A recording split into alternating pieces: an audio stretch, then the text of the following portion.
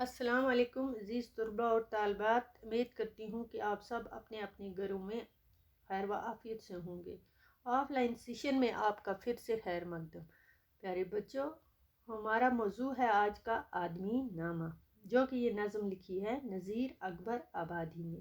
یہ نظم تو کل ہم نے اس کا سبق پڑھا تھا، پہلا حصہ، دوسرا حصہ بھی۔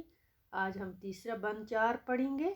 اس نظم میں 4 بند کے بعد ایک مصرع ہے۔ اس نظم کو 4 مصروں کے بعد ایک مصرع رکھا گیا ہے۔ اس طرح کی پوری نظم کو 5-5 مصروں میں ترتیب دی گئی ہے۔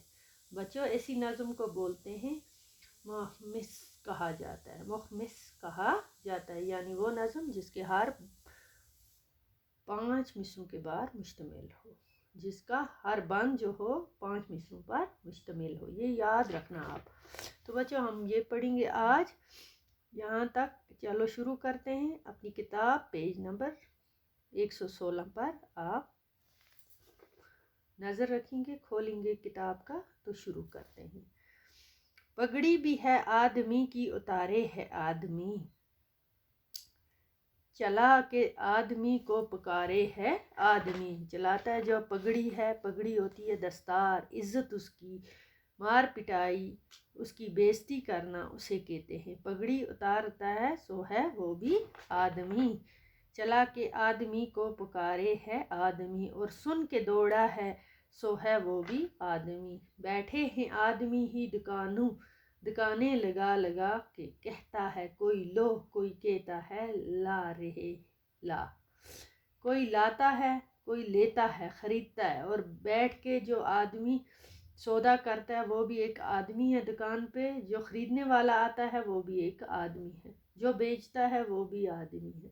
کس طرح سے بیچے ہیں چیزیں بنا بنا کے، اور مول لے رہا ہے سو ہے وہ بھی آدمی۔ اشراف اور مینے سے لے شاہ تعویر ہیں آدمی ہی صاحب عزت بھی اور حقیر۔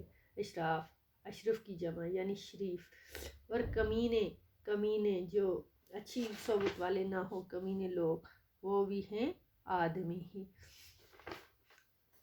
حقیر بھی آدمی ہے، عزت والا بھی آدمی ہے۔ یہاں آدمی مزید ہیں آدمی ہی پیر، مرید بھی آدمی ہیں اور مرید ہی آدمی ہیں پیر۔ پیر بھی آدمی ہے اور مرید بھی آدمی۔